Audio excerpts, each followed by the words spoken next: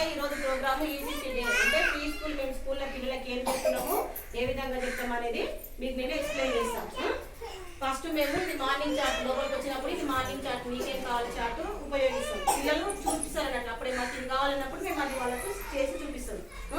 మళ్ళీ కథలు నెలకు 2 కథలు ఇస్తారు. ఆ కథలు ఈ నెలలో చుట్టాలు వచ్చారు కథ, ఏనుగు చీమ కథ.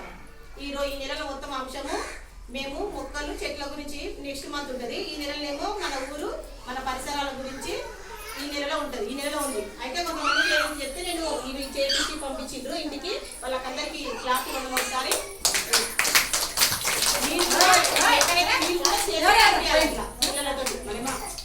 మీరు కూడా ఇట్లా ఈ విధంగా చేసి పంపిస్తాను. ఇల్లు గురించి అన్నప్పుడు ఇల్లు గురించి ఇల్లు కూరగాయలు ఇట్లా ఏంది క్యారెట్, ఒక ఆమె బటర్ఫ్లై, ఈమె ఒకటి క్యారెట్.